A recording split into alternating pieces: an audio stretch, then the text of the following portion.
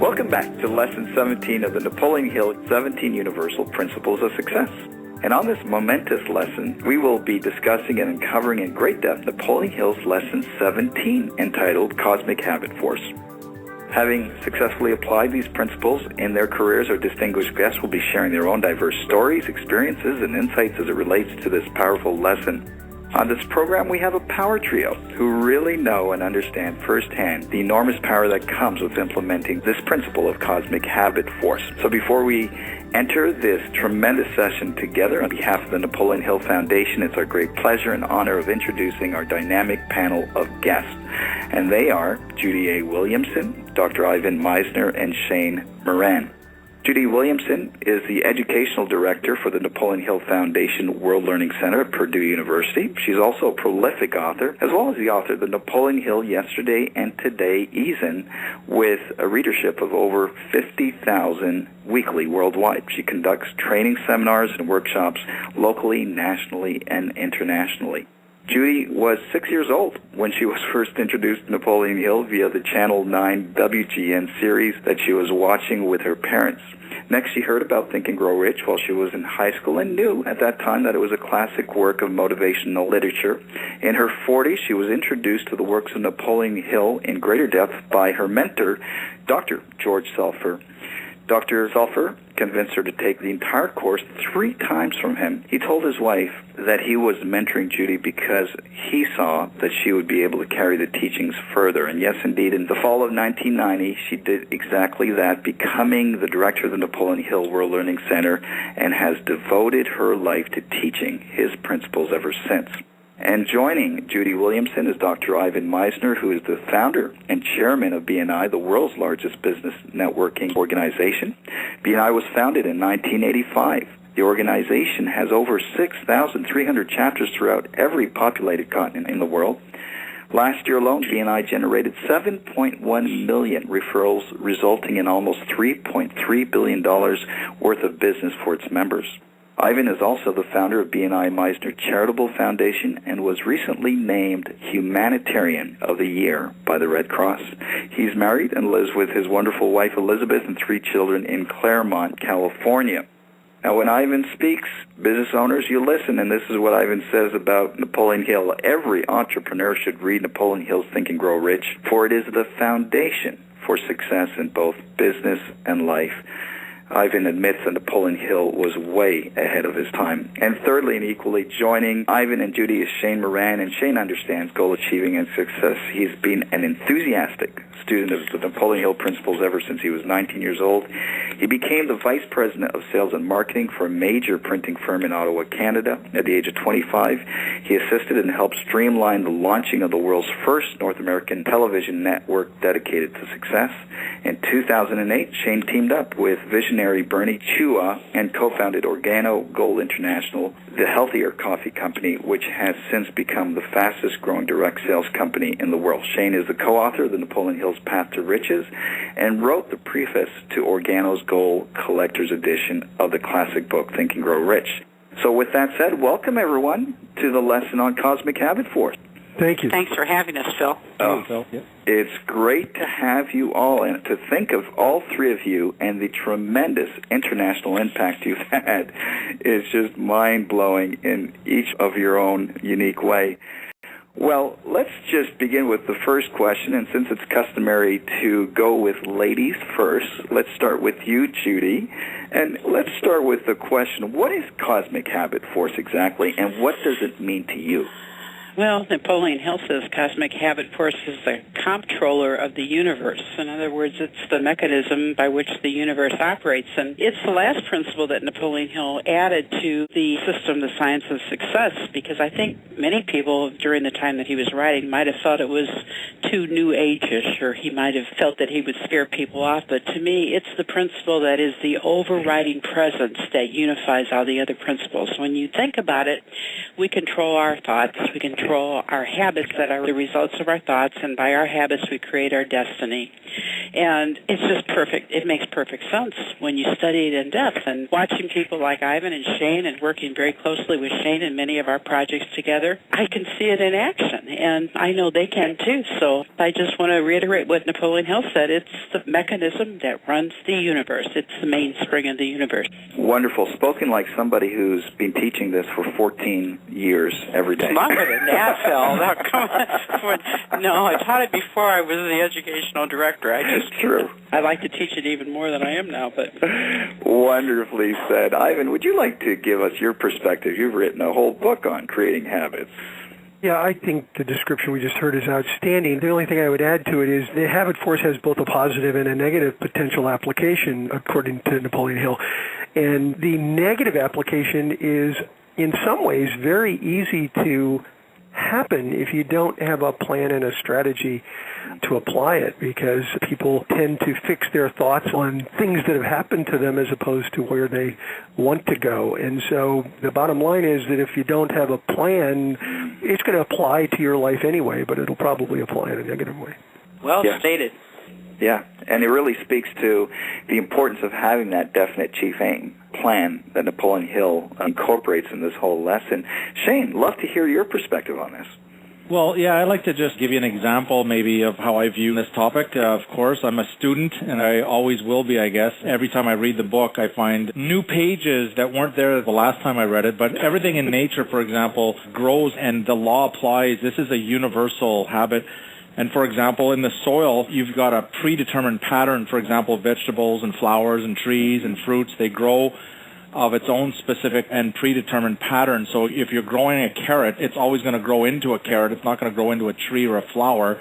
And that's cosmic habit force, basically. The pattern is the same with different chemical reactions, like H2O will always be water, because that's, again, the law of cosmic habit force. But the best description that I could give to maybe a listener that's how do I relate this into their life as it relates to success is that success is not an accident. You know, a lot of people will think, or maybe they're taught, that success is an accident, that people get lucky, that things happen by luck unless you win the lottery.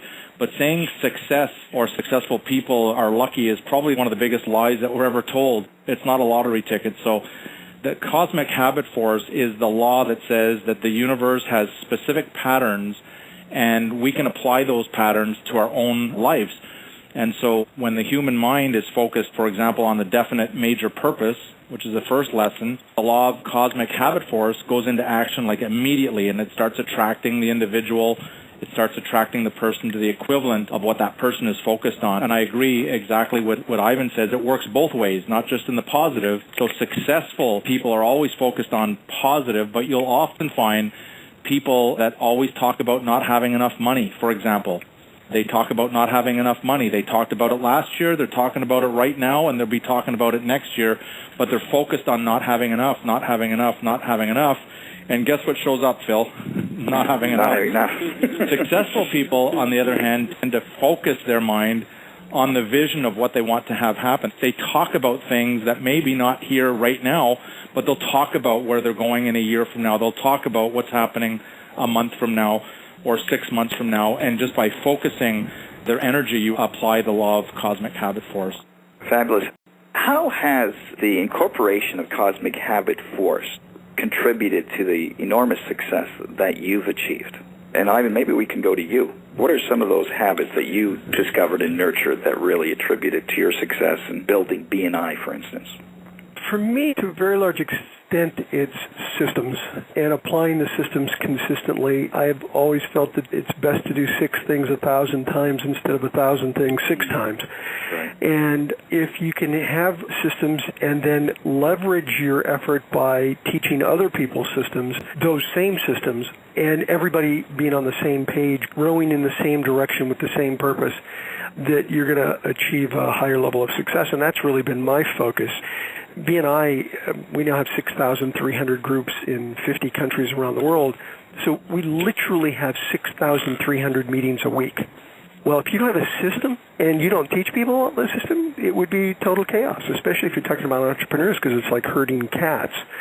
So you got to have a system, you got to apply it, and you got to be consistent. And if you don't, then that's where you default to the negative, like I was saying before. But I think in the individual personality, though, too, we can not only build systems for organizations, we can build systems for ourselves, because our ultimate goal in our life, our definite major purpose, might be different than being an entrepreneur. It might be something spiritual or emotional or some other type of recognition. And I think as we look at these systems, like self-discipline, pleasing personality, having and holding applied faith, we become that personality that attracts the good habits, and we reinforce those in ourselves, because we're a little microcosm of the universe, and we can create what we need to make us whole, as well as you can create your system's integrity. And so I think that's kind of interesting. You can see it in a microcosm in an individual and a macrocosm in organizations like yours and like Shane's. Tremendous perspective. And Shane, in your business, what have you done habitually that has made that difference in growing your business? I think a lot has to do with the vision of starting from scratch, starting from zero, starting from not having enough, not having a product, not having a system, not having any of that stuff, but starting to piece it together with a definiteness of purpose, with an overriding objective that you would start off with that might be really, really general, and then start to hone down. But to me, it's always about the vision. It's always about seeing something that's not there before it's there. So, for example, in June of 2008, June 12th, 2008, we had our first little presentation, 30 people in the room. And in the first presentation, with no product, no leaders, no offices, no warehouses, just an idea, just a vision, we painted the picture that we'd fill arenas with people once we put everything together, of course. And most people thought, well, this guy's got to be crazy, thinking like that, like they don't even have anything, right? But we kept on talking about that vision. Today, just a few short years later, we've got over 700,000 distributors now in 33 countries worldwide, and again ranked as one of the fastest growing companies in the world. But now people say, well, we believed in you right from we knew you could do it, but that's not really how the journey went, right? But it's all about, I think, just keep the focus and make sure that you have a clear plan laid out for where you're going, how and when. You don't have to know how you're going to get there, and you don't have to know when you're going to get there. You just have to know you're going to get there. If I can just add one thing to that, I think having the vision before you have the followers is really important. And I think you kind of alluded to that. You started talking about the vision before you had a lot of people. You know, I find a lot of people go, well, I don't really have to spend a lot of time creating my vision because I don't have anybody to communicate that to. And that's too late then. You want to start to create your vision and communicate it before you have a whole lot of people following you, because they'll make it up as they go if they don't have a plan to follow. And I think you got to start the process early on. That's absolutely true. And Napoleon Hill and Think and Grow Rich has it initially in the first pages of the book. Get your plan in order, the 6 steps to riches. And I think that's exactly what you're talking about. I remember we were opening the Napoleon Hill Center. We didn't have an exact name for the center at Purdue. And the vice chancellor encouraged me. He says, well, what are you going to call it? And I said, well, Napoleon Hill Learning Center. And he says, well, is it just for our local community? I said, oh, no, we want to do an outreach, other areas. And then he says, well, where do you want to go? And then we talked nationally. And he says, well, you only want it to be a national organization? He says, how about international? And so the dream just kept going. And that 3, 5, 7-year-old, you study and read and apply the information. And in 3 years, you're known in your community. 5 years, you're known nationally. 7 years, you're an international person, and that happened quicker here than I could have ever imagined. I've heard Shane talk too, and stand up in front of audiences that weren't so large, and then they metamorphosized into thousands. It's amazing how that happens, and you look and you just kind of shake your head and say, well, I guess that's cosmic habit force in action. It's amazing. Yeah, one of the things, Phil, that's really a metaphor or a way that I use to explain it, because cosmic habit force, although it's the last principle, probably for me was one of the most difficult to kind of grasp. But one of the things is that people, sometimes they spend way too much time focusing on where they are right now, who they are right now. And who they are right now or where they are right now is really, they're talking about who they were in the past. And I think a simple way to look at it is, instead of looking at your feet and keep on talking about where you are and looking at your feet, you got to look up sometimes. You got to keep your chin up and look out as far as you can and describe what you're looking at, and then take that step and develop a habit of doing that over and over, of looking out to where you want to go, even when there's nothing there. And we're applying all kinds of different rules And I think that's why this particular principle ties all of the principles together. Tremendous. Is it important to do a self-inventory in order to clean out maybe the negative habits before moving and planting the seeds of positive habits? That's a great question. Have you ever been to a shopping mall? We've all been to shopping malls. And one of the most important parts when you walk into a shopping mall, especially if it's a major one, when you haven't been there before, is to find the map. And the most important part of that map is the one that says, you are here. There's a little symbol that says, you are here. And so although it's important to know, and there's your inventory, you got to know where you are. That's true. But more important, you can't spend too much time talking about where you are and, okay, we're here, without taking that step. Although it's important to take that inventory, I think more importantly is to get on to, okay, where are we going? What store are we going? What floor is it on? And let's find the route and the fastest way to get to that route. And what I find is that a lot of, again, because I'm sure everyone on the phone here deals with a lot of people, and sometimes they've developed a bad habit of just looking at the sign that says, you are here, you are here, you are here, you are here. And it's like spending the whole day in front of that map just looking at where you are instead of looking at where they want to go and finding the route to get there.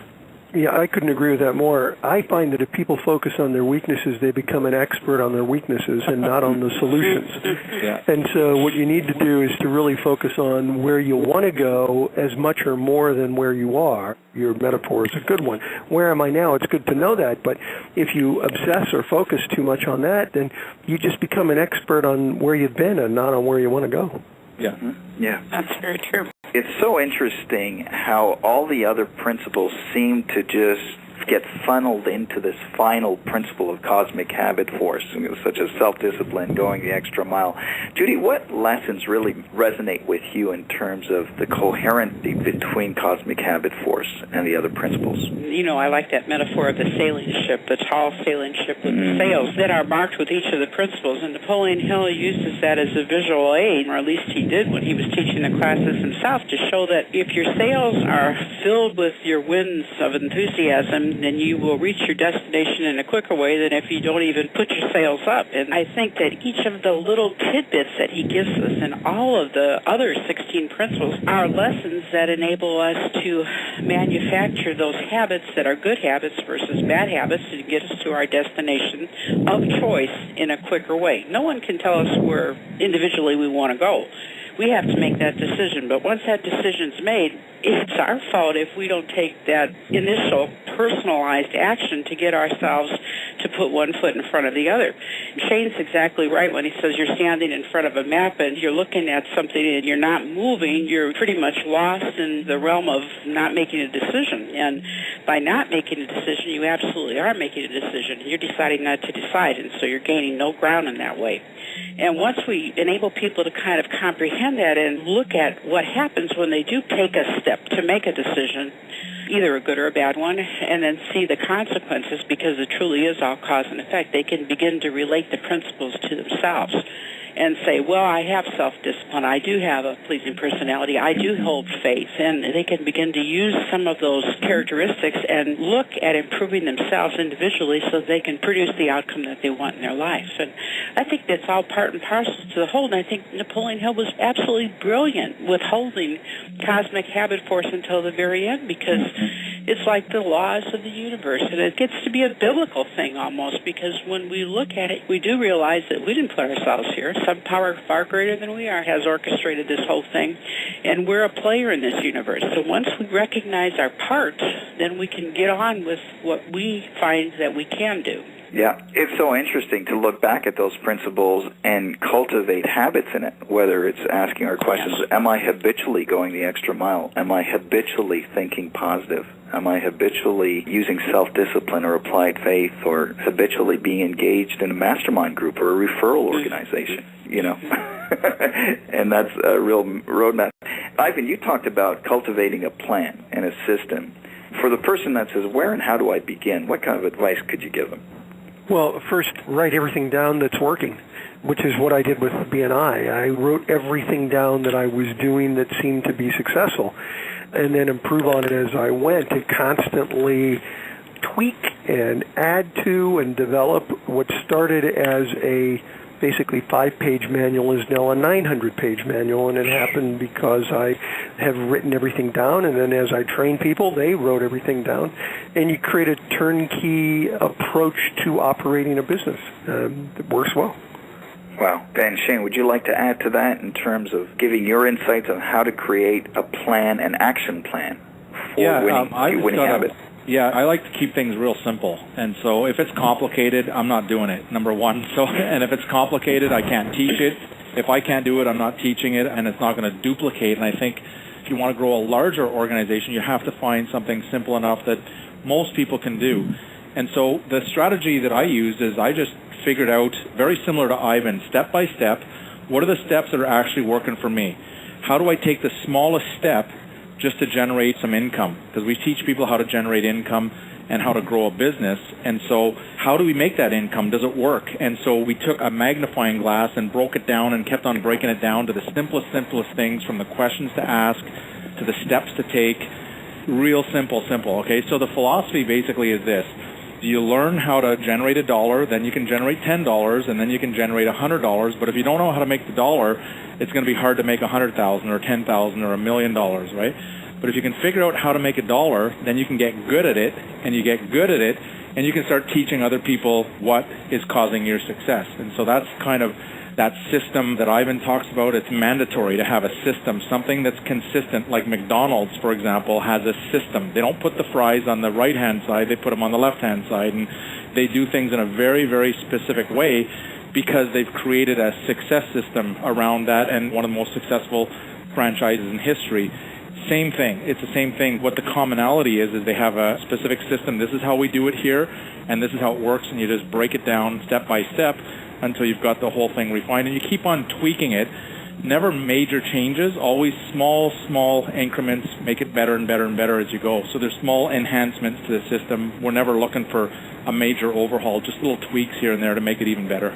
That is tremendous insight. And if there was one key to unlocking Habitforce, I'm sure there's more than one key, probably 16 keys. Napoleon Hill refers back to self-discipline. Would you say, Judy, that that was one of the major keys, and how can someone begin cultivating and nurturing that principle? I think it is, and it's one that people often do not like to look at, because the hardest person to discipline is yourself. I was thinking tonight, here we all are in the evening, everybody else is at home, and we're staying late and we're doing the interviews because it's important to us to share this information. That's self-discipline. There are other things that many people choose to do, but it isn't in their best interest, and they kind of create their own havoc, their ugliness in their life because they make the wrong choices.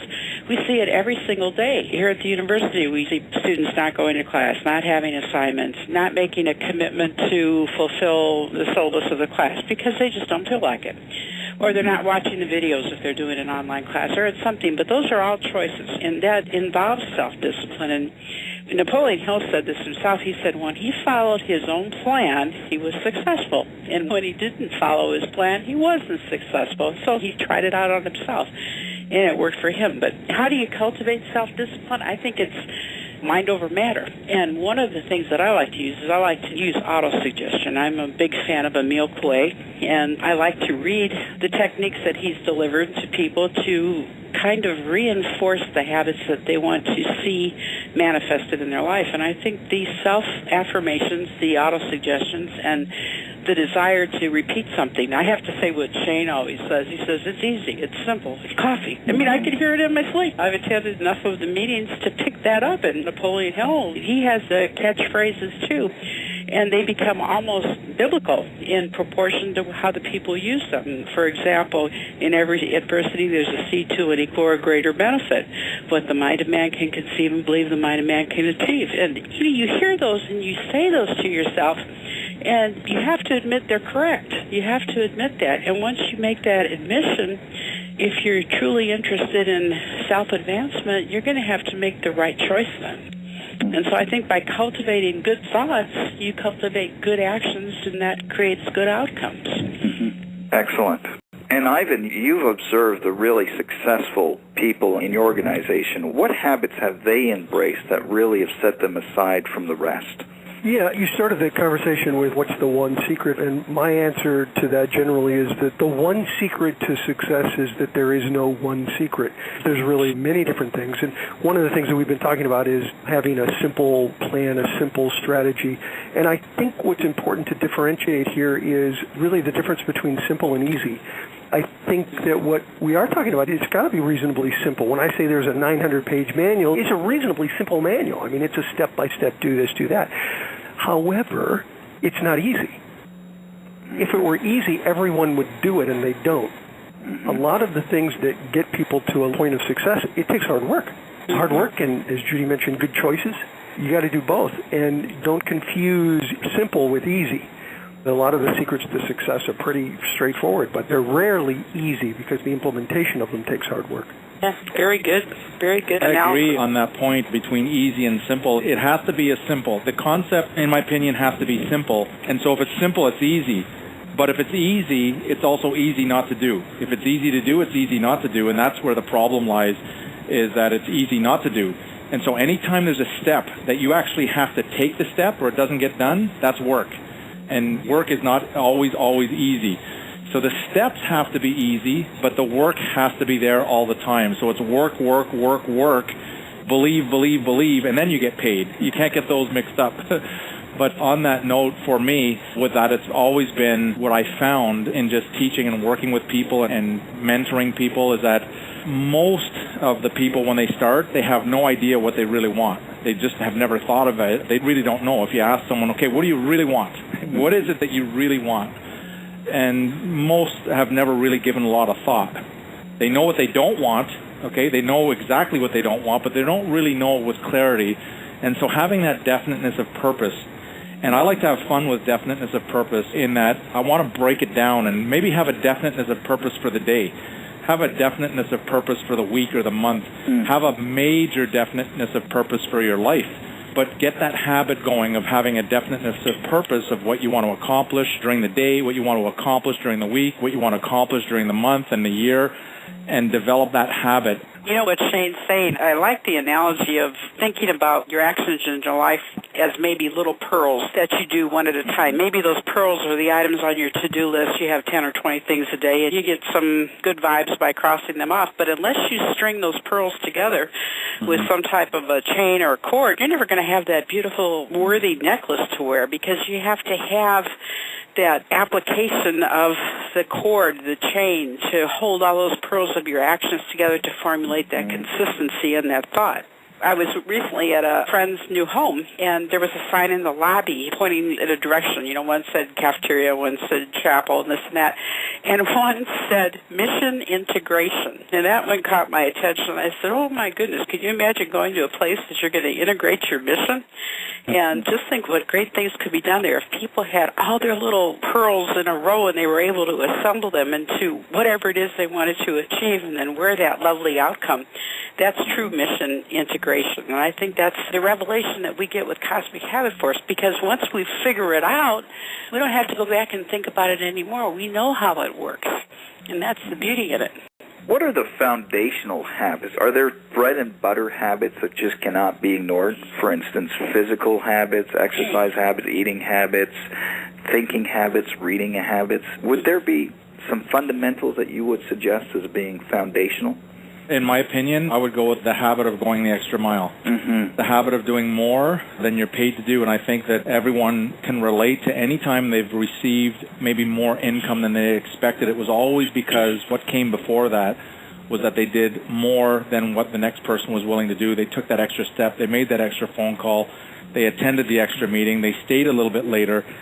And I just can't overemphasize that in today's culture, in today's society, I'm sure it must have been the same back 50 or 60 or even 100 years ago, but some people are just going to go develop the habit of going the extra mile, of doing more than they're paid to do. But what always happens, and most often happens, is that all of a sudden they're paid a lot more for doing the same type of work.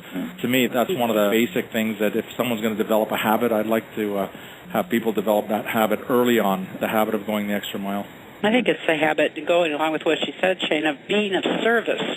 Many people look at this thing called the law of attraction. They say, what's in it for me? What am I going to get out of it? Instead of having that attitude of gratitude that the people talk about, it's nice to be grateful when you're on the receiving end, but what about the giving end? The real spontaneity and the real beauty in being a human being is being of service to somebody else. And however you're going to do that, by sharing a meal, by sharing a lesson, by sharing time, and just giving of yourself. And to me, that goes along with going the extra mile. But you have to understand that it's just not, how is that going to come back to me and enrich my life? It will, but it may not happen spontaneously, and it may not happen the next day or the next hour. It may take years to come back around.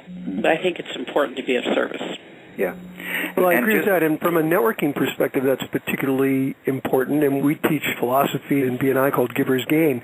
If you want to get referrals, if you want to get business, you have to be willing to give. You have to be willing to contribute. And I'm not a real new agey kind of guy, but that works. What ends up happening is that the sum of the whole becomes greater than the individual parts, that by people working together and helping one another, you end up generating a whole lot more business and a whole lot more work together than if you were trying to do it individually. And I see that work every single day. Mm-hmm. Tremendous. Yeah, your whole organization has been built on that premise, hasn't it, Ivan? Just as Shane's and also the foundation. It's interesting, too, just the habit of thinking positively and the habit of not complaining. I think there's a whole organization by Will Bowen that was established on the no complaint world, or I think he wrote that book. But how important is it to create habitual positive thoughts and keeping that negativity away? Well, in my opinion, if a listener is looking to achieve more, to have more, to be more, to do more, they've got a big goal. They have a big definiteness of purpose. If they have something that's really worthwhile, there is zero room for negativity. Zero. There's not an ounce of room for negativity. Not if you want to achieve your goals. Not if you want to get somewhere. If you want to get something accomplished, you cannot allow negativity to creep in there, because it will. It's almost like the grass with the weeds coming out, right? You get one coming out, you got to take care of that right away. So in my opinion, I believe that anything worthwhile, if you're going for it, you have to make up your mind and make a decision that there's zero room for negativity. Of course, there's going to be negative things that are going to happen, but you can't spend and you can't invest time in negativity. I agree with Shane completely, and if you're listening to this and you don't buy it and you don't believe it, then let me give you another way to look at it. It doesn't do any good to complain to people about whatever, your business, your life. Why? Because half the people you tell don't care, and the other half are glad you're worse off than they are. So why do it? Amen. Yeah, so true. So true. And really, when you look at all the principles, they all really point to creating habits in your life, whether it be budgeting time and money or enthusiasm or sound health and so forth. How long does it take to create a habit that sticks? Is there a magic number? Some people say 21, 28 days. Did you combine that with the intensity or repetition? Any thoughts on that?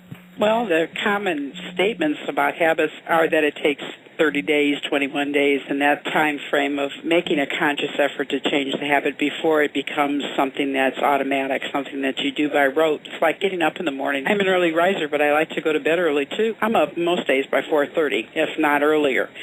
I use my email. I work at that time because we deal with a lot of international people, and, of course, the time's different on the other side of the world, so I can actually converse with them on email. And it has become a very positive habit for me because I wake up and I look forward to it. I'm going to talk to somebody such and so today, Christina in Malaysia or Mr. Harai in Japan or somebody, and it creates that enthusiasm. You're wide awake before you know it, that first cup of coffee. Mm-hmm. And I think those habits are something that we can train ourselves to develop, and they're important. They're important. The habits that personify who we are habits that we're known by. I have to tell a little story. One of my assistants is Chinese, and he's back in China right now. He left a couple days ago to get his visa renewed. And when he came here as a student in the master's program, he didn't speak hardly any English. He wasn't very self-assured. He was a newcomer. And yet he wanted to work for the foundation. And I said, no, it wasn't going to work. We needed somebody that could do this and that. And he looked at me, and the only thing he said was, if it can be done, I can do it. I mean, it's such a look, and I thought, well, how can I deny that opportunity? And now Alan's been here 6 years, and he lives up to what he said he would do, too. And so sometimes we have to suspend our disbelief and say, maybe I don't know exactly what's right. Maybe there's a higher power out there that does know what's right for me and puts me in the path of something that I should embrace. And that part of cosmic habit force we haven't talked about, but I think that there's more than a mechanism in the universe.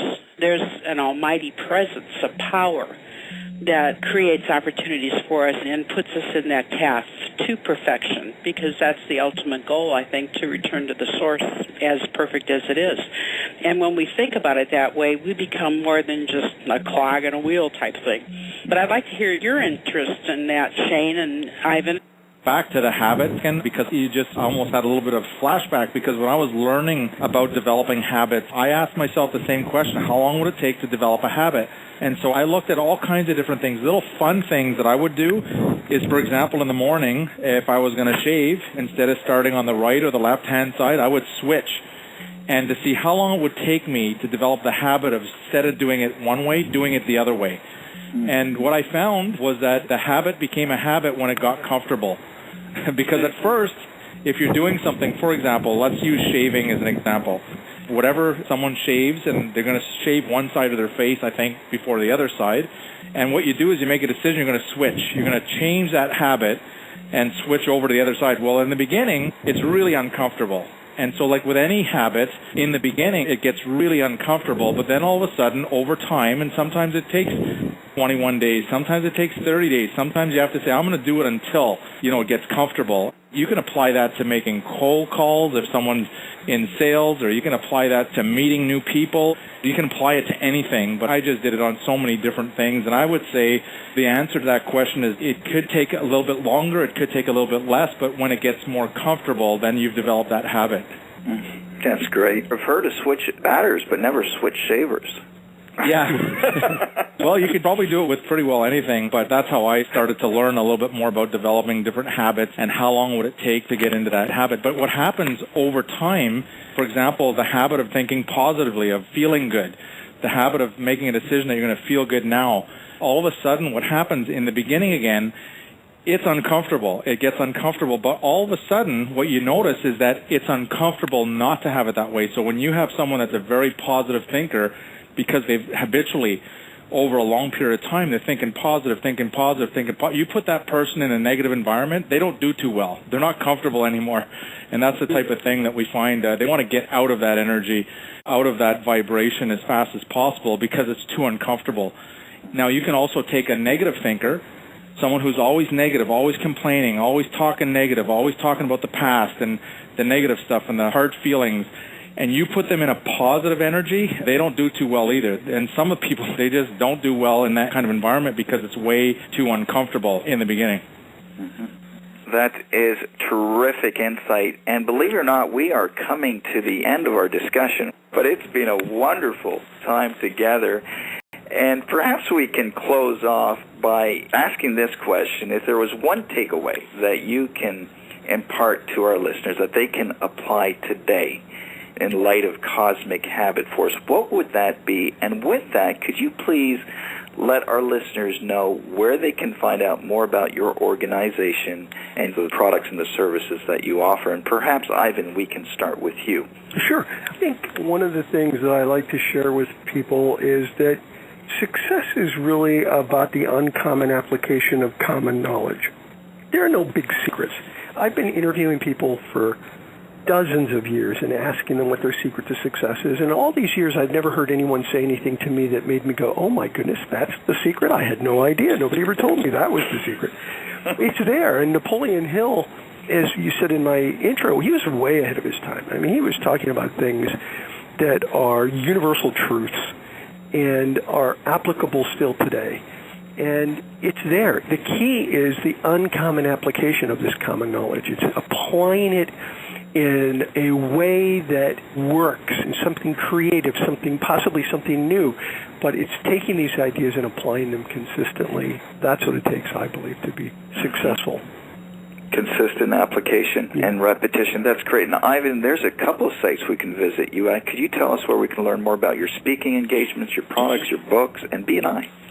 Sure. Well, BNI is pretty straightforward, BNI.com. We have, like I said, 6,000 groups in 50 countries around the world, BNI.com. There's a lot of free content up on my blog, businessnetworking.com, and associated with that is my personal site, ivanmeisner.com, if people are looking to bring me in to speak. Beautiful. Well, thank you so much, Ivan, for taking time out of your busy schedule, going the extra mile to serve the Napoleon Hill Foundation and all of us and bless us with your insights. And Shane, maybe we can go to you. Sure. Well, the simplest way I can put this is that I'm sure the listeners are looking to improve, to get better. They're looking to maybe provide a better future for their family. And so these are some of the common things, maybe to be healthier. But what I found is that success is not an accident. People who achieve any type of success, they're usually doing certain things over and over and over and over. And if we're intelligent and we just pay attention, so what I would recommend is that the takeaway would be to find someone that has what you want. If you have a definiteness of purpose, find someone that's already done that, has already been there, and get a hold of them. And if you ask them, they'll tell you. They'll tell you step by step what they're doing. And so it's not an accident. You don't have to reinvent the wheel. Find someone, whether it's your health or relationships or a career or a certain amount of money in the bank or whatever it is, and just model that person. And that, to me, is the simplest way and the shortest way to get there. Of course, it's going to take hard work, because you'll notice that people who have achieved, they're not going to say, well, I won the lottery last week and that's how I became a millionaire. They're not usually going to do that. And lastly, Organo Gold International is the name of the company. We're the healthier coffee company, and we actually make coffee that makes people feel good. How they can get a hold of me, they can go to our blog at evictorynews.com, or just go to shanemorand.com, and it'll go to the Facebook, and you can learn a little bit more about Organo Gold. Tremendous insight. And Shane, thank you. We know how busy your schedule is for coming and imparting your insights. And I believe it's 7:15 Eastern Time, and talk about demonstrating going the extra mile. You sure have. So thank you so much. Thank you. Hey, Judy, take it home. Well, the idea of practicing the habit of giving yourself away is the takeaway that I'd like to leave with the audience, because I think that true success is not about simply receiving, it's about giving back. And when we look at all Napoleon Hill's practices and principles and philosophy of success, and when what he came away with was that in the end, his later books, Grow Rich with Peace of Mind, You Can Work Your Own Miracles, all of those types of things, where he found that by doing beyond what you think you're capable of doing in the idea of benefiting others is where life has its significance. And I think both of these gentlemen that are with us today do that, and that's why they are so successful, because I know Shane personally, and Ivan, just listening to you, I can tell that you have all those characteristics, and Phil, you too. This project has been a labor of love for you to get through the 17 principles with the speakers, and we talked about this early on when it was just an idea that you were forming, and now you've completed the series, and you're going to assess all the knowledge that has come from all the 51 interviews that you've held, and I think we'll glean many, many ideas, many pieces of wisdom that will help put the Napoleon Hill puzzle together for many people.